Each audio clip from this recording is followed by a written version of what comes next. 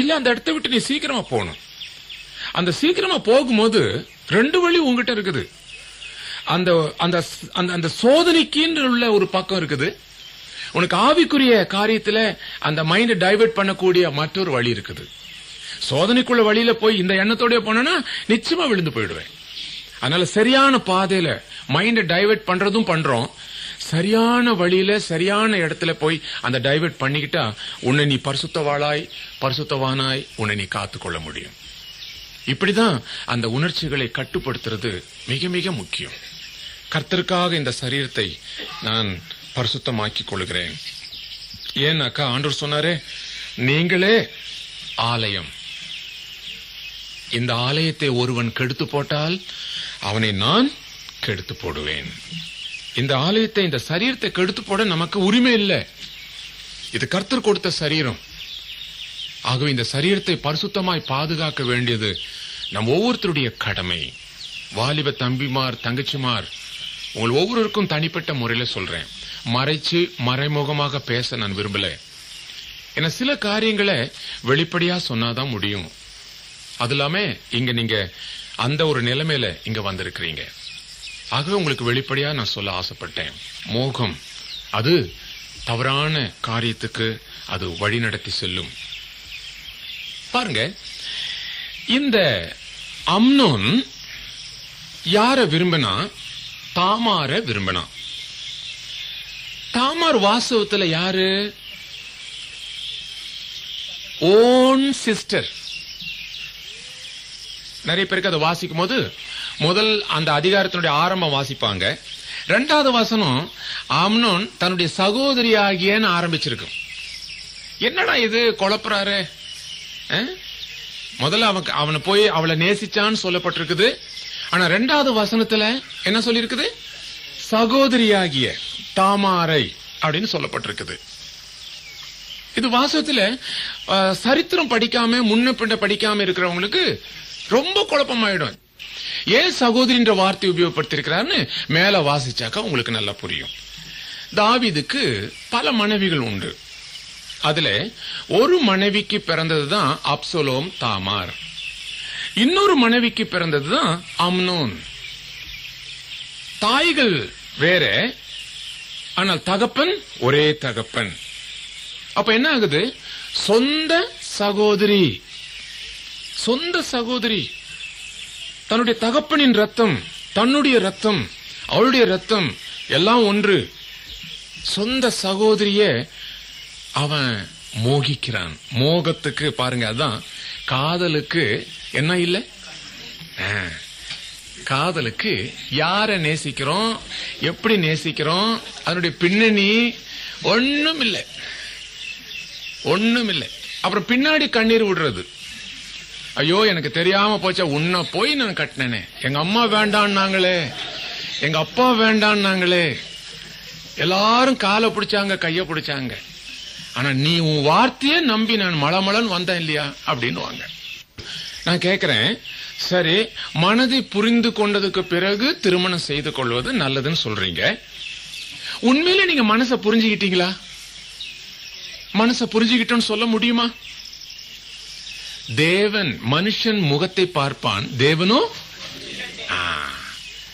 மனுஷன் எந்த மனுஷனாலும் உள்ளத்தை அறியவே முடியாது.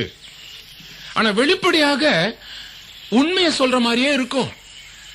ஆனா அந்தரங்கத்தை யாராலும் கண்டுபிடிக்க முடியாது. அதுலதான் அநேகருடைய வாழ்க்கையில தோல்வி. அப்போ அதனால நாம் என்ன செய்யறோம்? முழு நம்பிக்கை கர்த்தர் மேல வச்சு, ஆண்டவரே எனக்குன்னு ஒரு வாழ்க்கை அமையணும்னாக்கா உம்முடைய பிரியம் போல அந்த காரியங்கள் நடக்கட்டும், உம்முடைய சித்தம் போல. இப்ப இதுல தேவ சித்தம் எப்படி? அதையும் சிலருக்கு கேள்வி.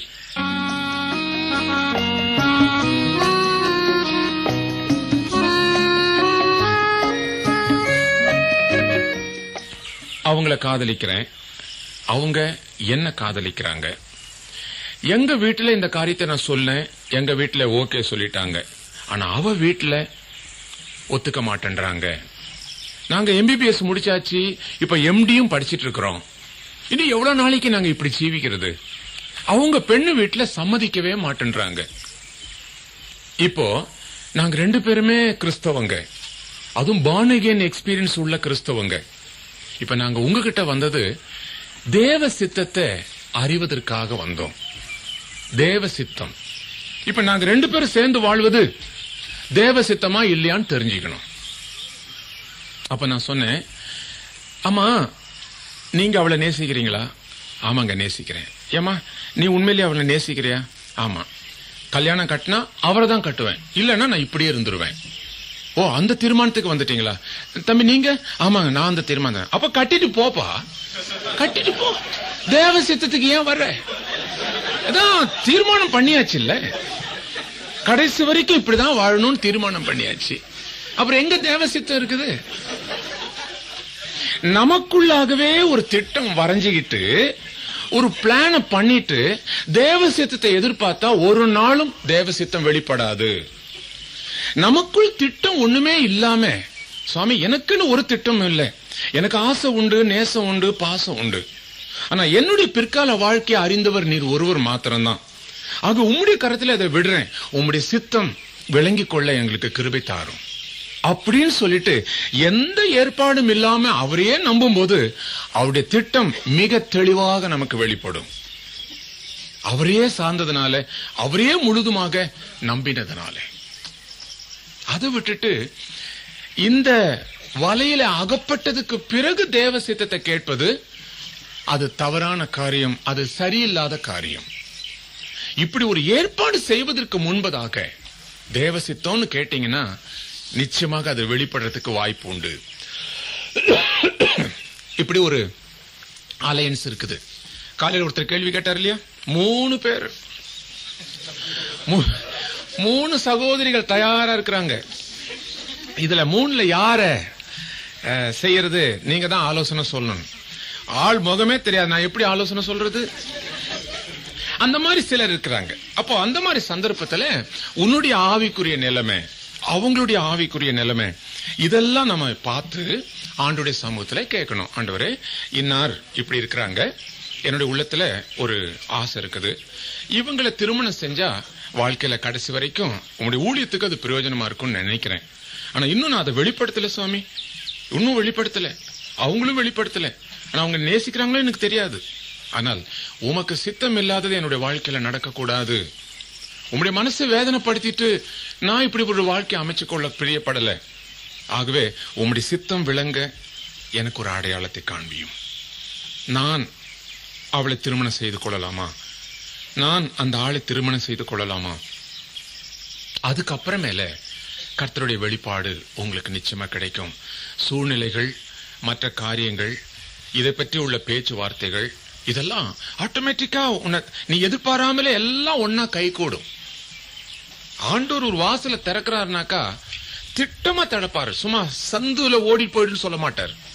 தெளிவா வாசல திறந்து திறந்து உனக்கு காண்பிப்பார். அப்படிதான் நம்ம தேவனுடைய சித்தத்தை எதிர்பார்த்து ஜெபித்து அப்படிதான் செய்யணுமே தவிர நாமவே திட்டம் பண்ணதுக்கு அப்புறம் தேவ சித்தத்தை எதிர்பார்ப்பது நல்லதில்ல. அப்ப நான் என்ன செய்யணும்?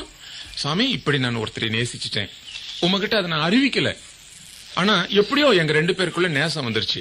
எங்களை வாழ வையும் ஆண்டவரே, எங்களை ஆசீர்வதியும், நாங்கள் குடும்பமாய் உமக்கென்று ஜீவிக்க எங்களுக்கு நீர் உதவி செய்யும். எங்கள் பெற்றோர்கள் இதற்கு தடையில்லாதபடி எங்கள் மேலே கிருபையாயிருந்து இந்த காரியத்தை வாய்க்க செய்யும். அது ஜெபம். கர்த்தர் அதை நிச்சயமாக ஆசீர்வதிப்பார், வாய்க்கவும் செய்வார். அதை விட்டுட்டு தேவ சித்தத்தை தவறான விதத்துல நாம் எதிர்பார்க்க கூடாது. 2வது வசனத்துல நீங்க பார்க்கலாம், 1 யோவான் 5:14, 5ஆம் அதிகாரம் 14வது வசனம்.